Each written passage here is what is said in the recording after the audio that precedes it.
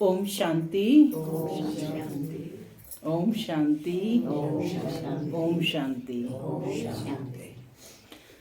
आज 9 दिसंबर 2023 बाबा ने मीठी मधुर मुरली में कहा कि तुम्हारा बाप प्रेम का सागर है, वो मोहब्बत का सागर है। तो उसके बच्चे कैसे होंगे? प्रेम स्वरूप है ना, वो सागर है तो बच्चे स्वरूप हैं, नदियां हैं। तो बाबा कहते कि जितना जितना तुम परम पिता परमात्मा जो हम सब आत्माओं का बाप है उससे बुद्धि का योग लगाएंगे तो वो हमें सब पापों से मुक्त कर देगा और वापस घर ले जाएगा। दूसरा बाबा ने बताया कि खुशी में रहने के लिए हमें कौन सी धारणाएं करनी है, कौन सी धारणाएं करेंगे? जब खुशी में क्या रह सकेंगे? जब हम प्रतिदिन जो ज्ञान का श्रवण कर रहे हैं उसका मनन और चिंतन करेंगे, रूह रिहान करेंगे बाबा से। तो जितना जितना रूह रिहान करते जाएंगे उतना हमें खुशी की अनुभूति होगी।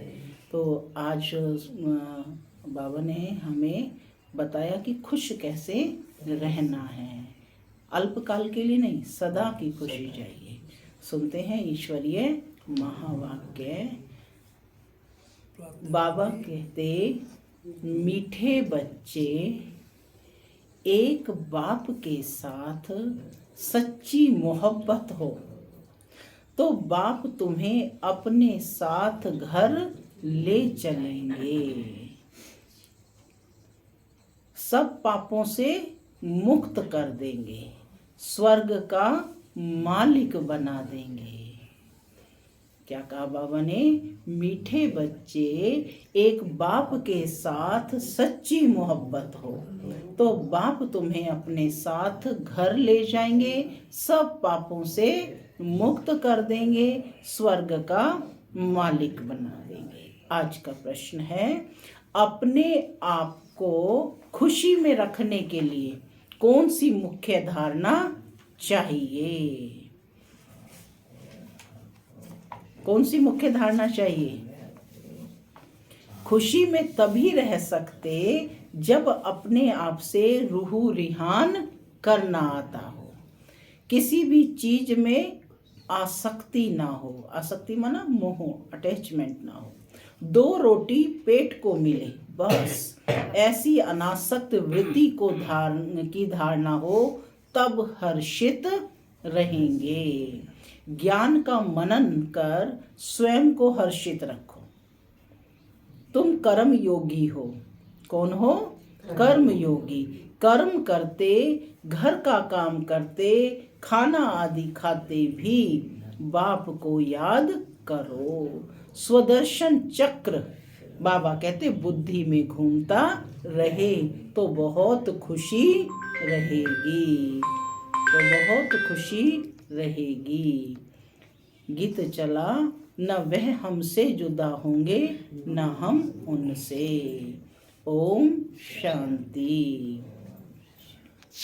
मीठे मीठे बच्चों ने गीत सुना। यह है बच्चों की व आत्माओं की अपने परम पिता परमात्मा के साथ रूहानी मोहब्बत।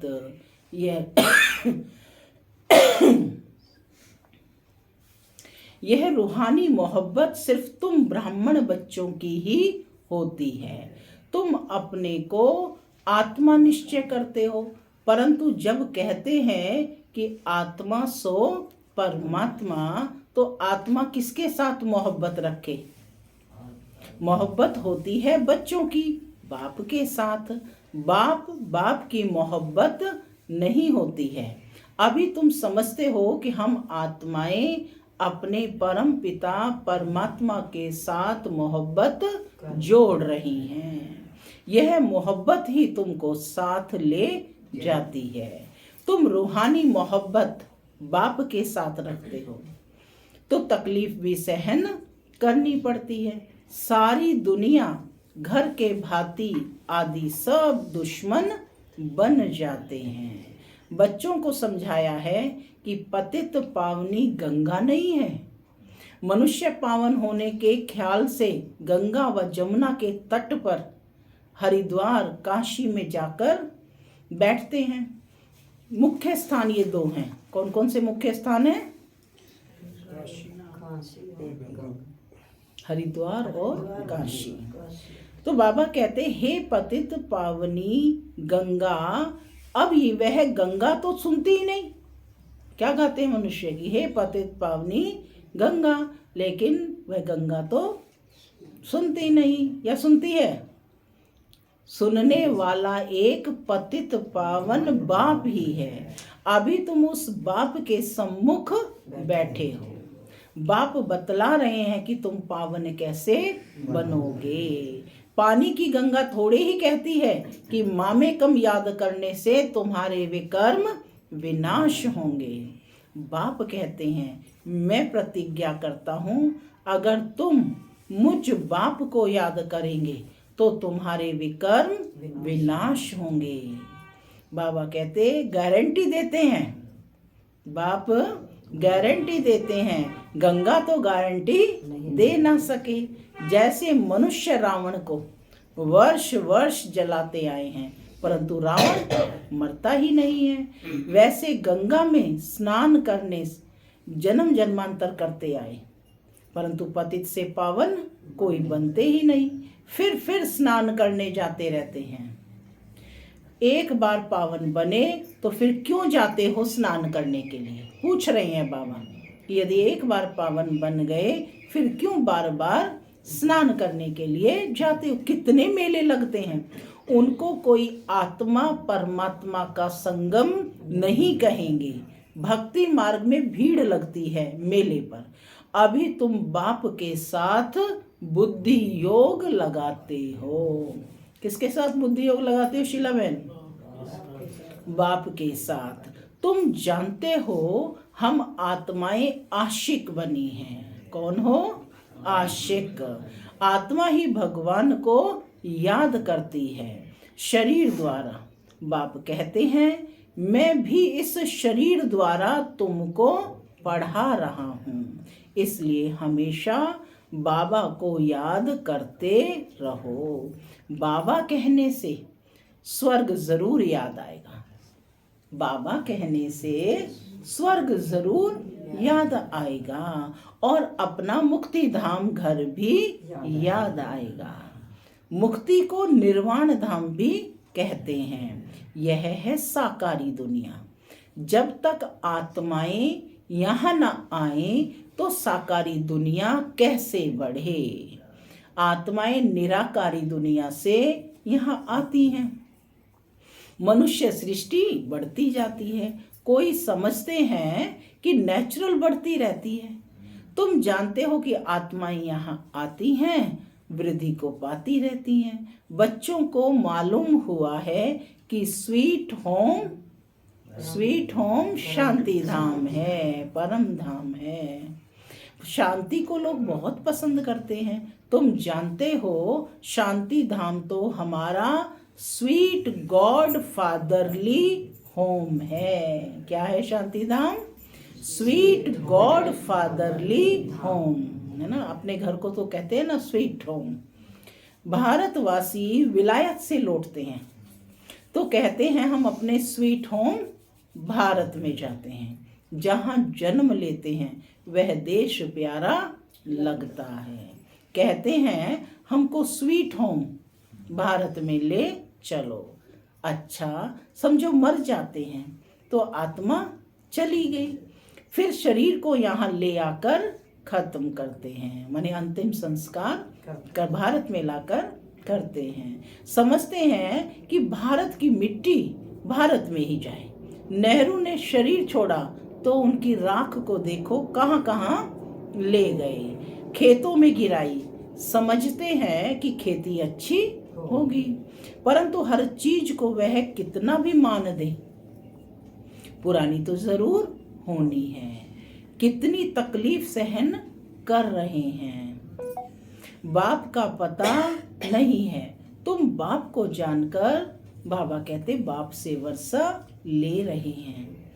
तो दिल होती है कि मित्र संबंधियों आदि को भी स्वर्गवासी बनाएं। किसको तुम कहो स्वर्गवासी बनो, तो कहेंगे तुम मारना चाहते हो क्या, है ना। वो स्वर्गवासी का मतलब यही समझते हैं कि तुम मारना चाहते हो क्या। तुम बच्चे जानते हो श्रीमत पर हम श्रेष्ठ स्वर्गवासी बन रहे हैं। कैसे बन रहे हैं? श्रीमत पर। श्रीमत किसकी है? श्री श्री की। श्रेष्ठ थे श्रेष्ठ परमपिता परमात्मा की मत पर हम श्रेष्ठ स्वर्गवासी बन रहे हैं। देही अभिमानी बनने में बाबा कहते बड़ी मेहनत लगती है। घड़ी घड़ी देह अभिमान में आकर बाप को भूल जाते हो। अभी तुम सम्मुख बैठे हो। कहाँ बैठे हो? सम्मुख बैठे हो। जानते हो हम अपने परम पिता परमात्मा के पास आए हैं। बाबा कहते हैं आगे कभी मिले थे? पूछ रहे हैं आगे कभी मिले थे? 5000 वर्ष पूर्व मिले थे। बस आप ही मिले थे या और भी मिले थे? सब मिले थे। बाबा कहते कि आगे कभी मिले थे? तो झट कहते हैं हाँ बाबा 5000 वर्ष पहले। यह तुम्हारा गुप्त अक्षर है और कोई कॉपी कर ना सके, माने ऐसा और कोई कह ना सके। भल श्री कृष्ण का वेश धारण कर लेते हैं, कहते हैं हम आए हैं स्वर्ग की स्थापना करने। परंतु यह बात कि 5000 वर्ष पहले भी स्वर्ग स्थापन किया था, यह कोई कह ना सके। तुम ही कहते हो बाबा 5000 वर्ष पहले हम आपसे वर्षा लेने आए थे। आपने राजयोग सिखाया था। यह आत्मा कहती है इस शरीर द्वारा। अपने को आत्मा निश्चय कर बाप को याद करना है। क्या करना है लोकेश बहन?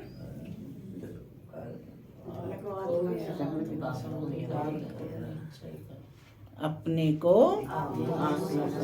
बाप को याद करना है। इसमें सर्वव्यापी की तो बात ही नहीं। यह भी नहीं समझते हैं कि ब्रह्मा जरूर साकार में होना चाहिए, जिस द्वारा परमपिता परमात्मा सृष्टि रचते हैं।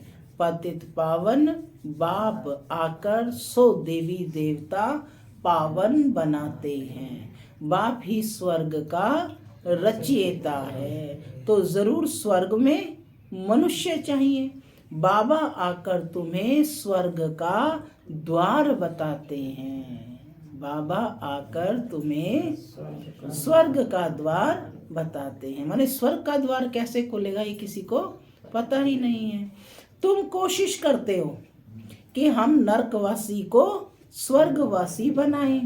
कोई बड़े आदमी को सीधा कहो तुम पतित नरकवासी हो, तो बाबा कहते कितना बिगड़ पड़ेंगे, कितना बिगड़ पड़ेंगे। अभी तुम जानते हो कि हम नरक से निकल स्वर्ग में जा रहे हैं। अभी हम संगमवासी हैं। हम आत्माएं अब जा रही हैं इस शरीर को छोड़ बाबा के साथ, बाबा के घर। यह है तुम्हारी रूहानी यात्रा। बाबा की याद में रहना है। समझते हो यह शरीर जहाँ तक रहेगा वहाँ तक यात्रा चालू है। कर्म भी तो करना है। भल खाओ पियो, खाना पकाओ, जितना समय मिले बाप को जरूर याद करना है। दफ्तर में बैठते हो, देखो फुर्सत है तो बाबा की याद में बैठ जाओ। बहुत कमाई है। ट्रेन में सफ़र करते हो, उस समय तो कोई काम नहीं रहता। देखो बाबा कितने अच्छे से समझाने दे रहे हैं। बच्चे कहते बाबा भूल जाते, तो बाबा बता रहे हैं कि कब कैसे कैसे बाप को याद करो। तो कहते ट्रेन में सफ़र करते हो, उस समय तो कोई काम नहीं रहता, बैठे हुए बाबा को याद करते रहो। अभी हम बाबा के पास जाते हैं। बाबा परम धाम से हमको लेने के लिए आया है। अच्छा, शाम को घर का खाना आदि पकाते हो तो भी एक दो को याद दिलाओ। आओ हम अपने बाप की याद में बैठें, पॉइंट भी एक दो को सुनाओ। मुरली जो सुनी है उसके एक दो पॉइंट सुनाओ। हम स्वदर्शन चक्रधारी हैं। बाबा कहते हैं तुम लाइट हाउस भी हो। कौन हो? रास्ता बतलाते हो, उठते बैठते चलते तुम लाइट हाउस हो।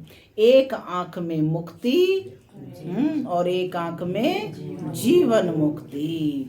स्वर्ग यहाँ था, अभी नहीं है, अब तो नरक है। बाबा फिर से स्वर्ग स्थापन कर रहे हैं। बाप कहते हैं हम तुमको बहुत गुलगुल बनाते हैं। क्या बनाते हैं? बहुत गुलगुल बनाते हैं। फिर तुम जाकर महारानी पट रानी बनेंगे। खद्दर की रानी नहीं बनना है, तुम्हें 16 कला संपन्न बनना है, न कि 14 कला। श्री कृष्ण 16 कला था।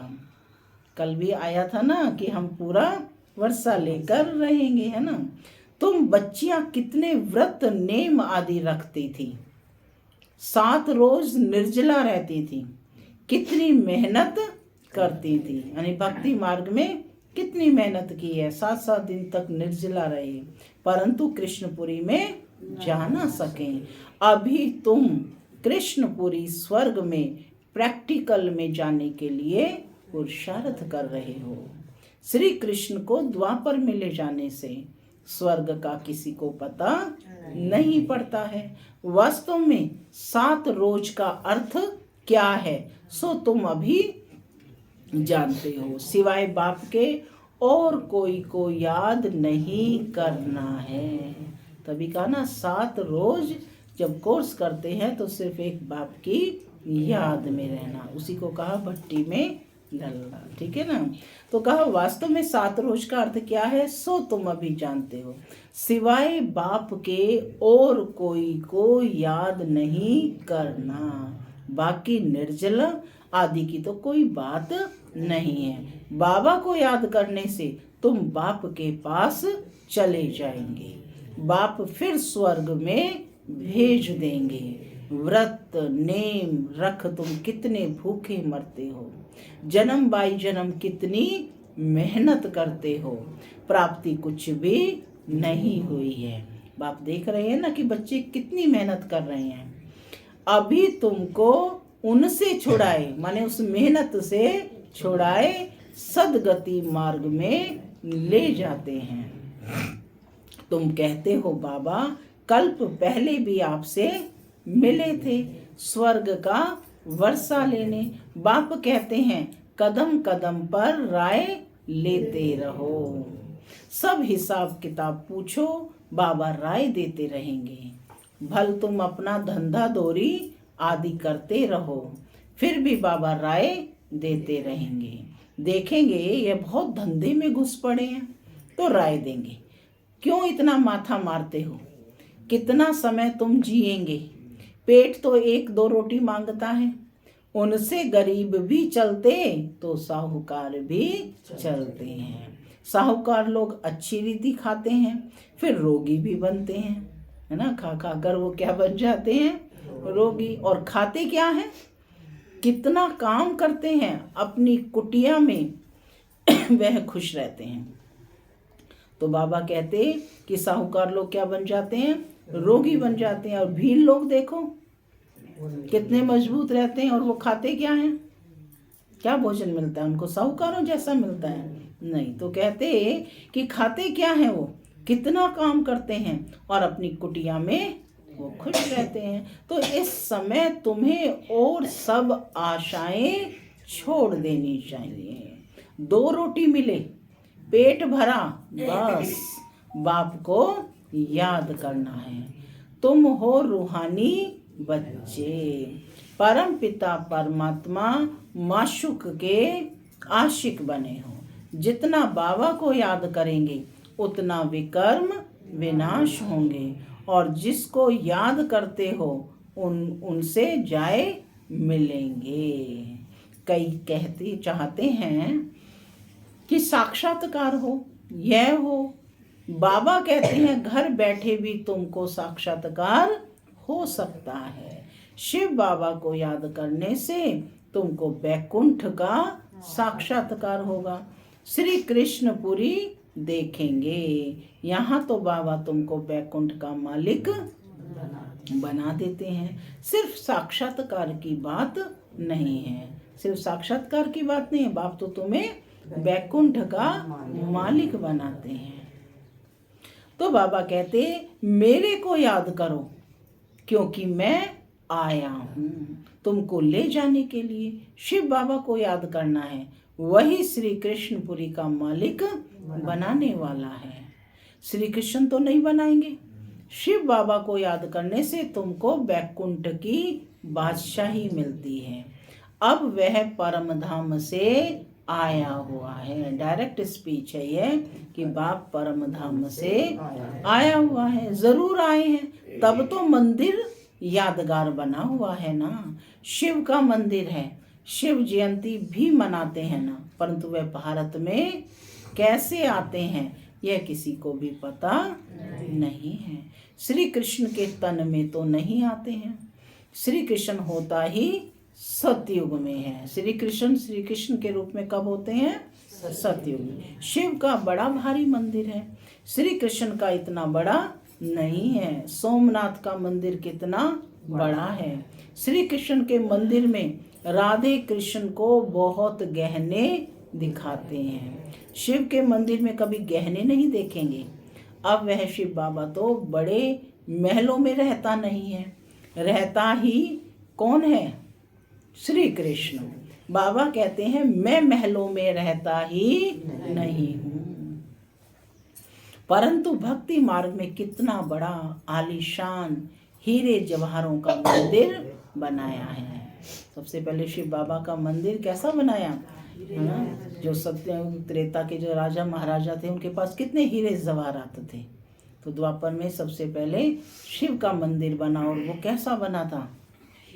हीरे जवाहरातों से लदा हुआ था, जिसको 17 बार मोहम्मद गजनबी ने लूटा था। कितना ऊँटों पर, घोड़ों पर, हाथियों पर भर भर कर हीरे जवाहरात लेकर गए थे। कैसा था सोमनाथ के मंदिर में शिवलिंग? कैसा बना था? हीरे का, जो स्वयं चमकता था। ठीक है, सबसे पहले हीरे का बना था। तो बाबा कहते कि भक्ति मार्ग में कितना बड़ा आलीशान हीरे जवाहरों का मंदिर बनाया है। जिनको शिव बाबा द्वारा स्वर्ग का वर्षा मिला है, उन्होंने उनका मंदिर इतना ऊंच बनाया है। यादगार के लिए कितना बड़ा मंदिर बनाया है। तो वह खुद कितने साहूकार होंगे, कितने साहूकार होंगे, अथाह धन होगा ना उनके पास। मंदिर बहुत अच्छा बनाते हैं। बॉम्बे में बाबूरी नाथ में शिव का मंदिर है। लक्ष्मी नारायण का माधव बाग में है। बाप कहते हैं हम तुमको स्वर्ग का मालिक बनाते हैं। तो भक्ति मार्ग में तुम कितना भारी मंदिर बनाते हो। और अभी देखो बाबा कैसे झोपड़ी में बैठा हूँ। कहते कैसे झोपड़ी में बैठा हूँ? तुम्हारा भी नाम बाला होना है। तुम जानते हो हमारा फिर मंदिर बनेगा। हमारे बाप शिव के भी बहुत मंदिर हैं। कमाल है ना। जिन्होंने सोमनाथ का मंदिर बनाया था वो कितने धनवान होंगे। आश्चर्य है ना, कितने धनवान। अभी तो कितना गुप्त हूँ। बाबा कहते अभी तो मैं कितना गुप्त हूँ, कोई को पता नहीं। तुम जान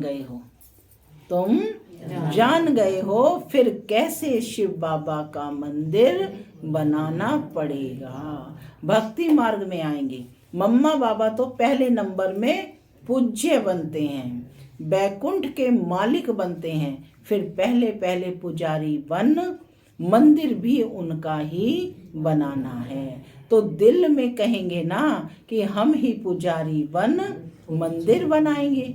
ऐसी बातों में रमण करने से फिर यह पुरानी दुनिया भूल जाएगी।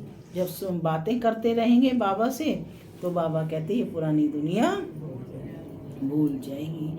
आपस में ऐसी ऐसी बातें करनी चाहिए तो तुमको बहुत खुशी रहेगी। आया समझ में कैसे बहुत खुशी रहेगी? अपने आप से रूह रिहान माने बातचीत करो। सुप्रीम रूह बैठ तुम्हारी रूह को रिझाते हैं, इस ज्ञान से हर्षित बनाते हैं। तुम कहते हो हम कल्प बाद फिर से आए हैं, अनेक बार बाप से मिले हैं, वर्षा पाया है। ऐसे ऐसे आपस में बातें करनी चाहिए। फिर तुम कर्म योगी भी हो। कौन हो? कर्म योगी। भल घर में खाना आदि पकाओ, खुशी रहेगी। तुम 84 जन्मों की हिस्ट्री ज्योग्राफी को जानते हो।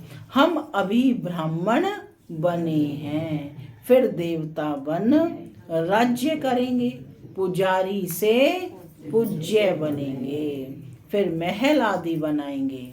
अपनी ही हिस्ट्री ज्योग्राफी सुनाते रहो।